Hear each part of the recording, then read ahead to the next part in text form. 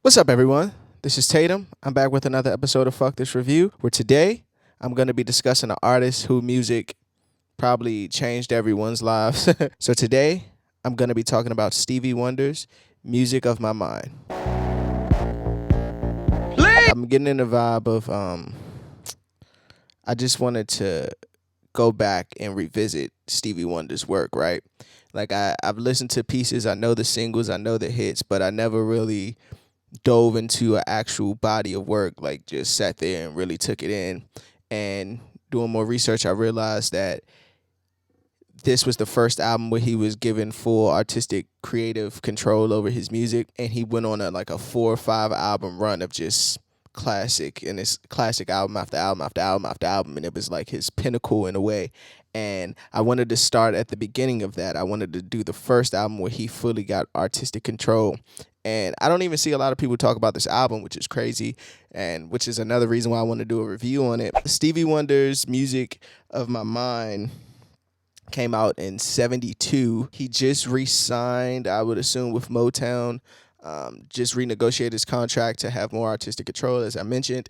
And this is the first one they let the reins free and let him just ball out. He did all the production, pretty much all the singing, played every instrument except the trombone. I think he would have did that. He would have just hit the trifecta of the trombone as well. But just imagine how great that has to be. Just imagine how great that is that an artist is writing all this music, lyrics included, and is playing all the instruments, and he fell in love with the synth at this point, which was predominant throughout this whole run, that whole run of his. So I just wanted to go through. It's 9 records on here. I wanted to go through it, give my take on some of the tracks, what I like about them, what I didn't like about the album, give it a review, and yeah, just show it a little love. So let's get into it. Before we get started, make sure you hit that like button. Make sure you hit that subscribe button. Let's get to 1,000 subscribers. Just keep supporting me, man. Leave them comments. I enjoy talking to you guys in the comments about my take, or you giving me some history on an artist that I just didn't know. I pay attention to it all. So without further ado, let's get into it. The album starts with Love Having You Around. I think that song just comes on. It's a perfect way to start an album. I think it's like a kick in the door kind of thing. That's just, obviously I wasn't alive back then, but to me it sounds like a reintroduction of an artist. It sounds like here we are now. It's very funky.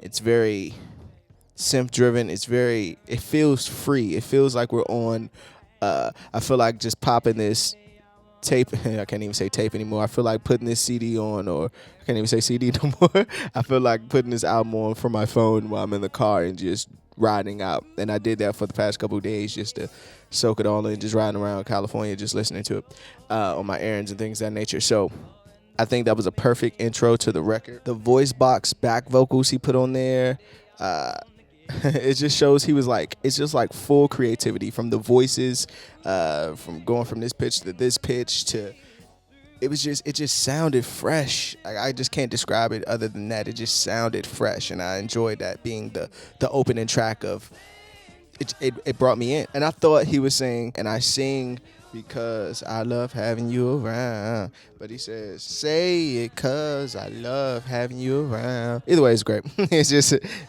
bring you in on my thought process. I had to look up the lyrics. I was like, I won't come on here and be wrong. I was like, it sounds like he's saying sing, but he doesn't. Next track is Superwoman. Where were you when I needed you? Superwoman, where were you when I needed you? By far my favorite song in the album, and by far it entered my favorite songs of all time. If you knew how hard it was for me to get past this song and get on with the rest of the songs on the album, it was a lot. Like, I just kept listening to the song. It was like bringing tears in my eyes, evoking all these emotions, just because the way it starts, it's great. Like, the song could have been a classic just the way it starts, but that switch to, when he starts saying, where were you when I needed you last winter, like, it's just, oh my gosh, this is what I've been missing. Like, this is like one of the greatest songs I ever heard in my life. Like, I know I keep saying that, but I'm gonna keep reiterating that. And this is a slept on Stevie Wonder song to me. I don't hear this song as much as I hear, Superstition and all those other records, but oh my gosh, this song is ridiculous. And I read that the song was about his ex-wife, Sharita, I think it was Sharita Wright, and I didn't even know they were married. I remember listening to her album, like her debut album, I believe, because she had like a Beatles cover on there, and then I just went to see the album because I saw that Stevie Wonder produced it and wrote it, and he wrote this song about her apparently, and how he says like Mary wants to be a superwoman and things of that nature, and like I know you. I wish you could know me or understand me the way that I understand you and things of that nature. I just thought it was a real vulnerable record. I thought it tugged at my heartstrings. It brought up memories and things of that nature. But man, that song is just so fucking great. That guitar solo in there. Again, that switch mid-record. His vocal performance on there. Let me get on before I just fan out even more. Next record is I Love Every Little Thing About You. And it's just groovy, man. The way he starts, I'm so happy he found that synth. The way he just starts it is just, Stevie Wonder music just takes you into like a whole nother world and vibe. Like it brings you into his world. And a lot of artists cannot do that. A lot of artists live in someone else's world. They don't even know who they are. They don't even have a sound of their own. They're just existing and creating music. You know what I mean? But it's those breakthrough artists and those gems, those real stars, that their ability to bring you into their music and into their lives is just something that obviously has to be commended, and it's something that you should pay attention to. Obviously, he's Stevie Wonder, and he's fucking world renowned and one of the greats ever. But so me being me doesn't mean much at this point. But man, this album is just dope, and that song is just amazing itself in a way as well. Then it picks up into like this upbeat, like kind of upbeat. You could tell he's doing the background vocals on it, but it just shows like, damn, he was really that creative, bro. Like he was. Imagine like being pigeonholed into something that you didn't want to do for so long, and then they just let you out, and you just creating some of the greatest music that we ever heard in life. Fucking Stevie Wonder, man. The next record is Sweet Little Girl, and he brings back the classic signature harmonica. This one's a groovy record as well, man. I really enjoyed this record too. Then it's like drops into like this slower tempo, dun dun dun dun dun, and he's doing like this. I don't know. It sounds like a pimp calling kind of voice, or Mac kind of voice, or player kind of voice he does throughout the record, and towards the end, it just shows like I admire just the creativity, man. Like this album, I'm trying to tell you, I was totally shocked by what I was hearing. Like I never heard this record before, prior to before studying it to do this review, and I'm just like, why don't I hear more about this one? Like I know down the line in the next couple of weeks I'll do the more reviews on Stevie, but Jesus, this was so good. It was just so good, man. Next record is Happier Than the Morning Sun. This song gives me that Mother Nature's Son kind of vibe, and little Dear Prudence as well. I just got that vibe all throughout this record. Great love record. I love what he did with that synth. Oh my gosh. And the song just reminds me of A Beautiful Day. Like I think when songs like this with those notes kind of just, it puts you in that range of like Sunday morning. It just puts you in that vibe. You know what I mean? Happier Than the Morning Sun. That's the way you said I would be if I should ever bring you inside my life. I was like, damn, that's really, I wouldn't say profound, but just the way that it's written. I have a thing with like how lyrics are written. Like with some can have a poetry-esque kind of feel to it. Like happier than the morning. That's what you said I would be if I should ever bring you inside my life. Like he could have just said happier than the morning sun. When I bring you in my life, or if I bring you in my life, or things of that nature. If I should bring you, I'm fanning out, forget it. Great record, man. That goes into Girl Blue, which is a great story. I love his vocal performance on there. When I say vocal performance, I mean obviously his vocal range and things of that nature, but the way he flowed over the track, I thought that was dope. The percussion in the backdrop of the record was also something that stood out to me, because it's like, it's a steady percussion in the back, and I could get lost in that part of it, and then I go back and to listen to the actual record again. That's how I listen to music. Sorry. And again, that classic harmonica he's known for, so that just makes it dope. Little girl, it seems, in all my dreams, your happiness is due, but they still last there in your past, events that make you blue. And I was like, damn, now that's some bars. Like, that is some bars. And he also says, little girl, be smart, don't break your own heart. There is love waiting for you before it's too late, because time won't wait till your heart is no longer blue. And that's like a message for anyone. Like, we can all sulk and deal with heartbreak and things of that nature, but sooner or later you got to get back on that horse. Sooner or later you got to get back out there. Sooner or later, and not just in the relationship, but just trying to find those brighter days and things of that nature. So I just thought that was great. And if this is the album he's coming off his divorce, you could tell why a lot of these records are like that. Speaking of that, I think the next record, Seems So Long, which is one of my favorites on here as well. I think that song was perfect. I think that song was perfect to follow Girl Blue, because it's like the guy who's literally in the same situation, right? Lost love, had love, lost love, and now he's in a slump. And now he's questioning, should I go back out there? Maybe it's time for me to go back out there. Maybe it's time for me to open myself up and, find new love and find myself and things of that nature. Finding myself to find new love. And this song, man, is another one that just brings tears to my eyes, man. It's just a beautiful piece of work. It's just beautiful, man. Like, it's no other way I could describe it but just being beautiful. The synths on that record, the hi-hats, all stand out to me. Yes, the hi-hats stand out to me. Yeah, and it's just a good record. Keep Running, one of the ones that it kind of threw me off listening to. I was like, I don't think I really like this record. And I was trying, I kept listening back to it. I was like, I really don't.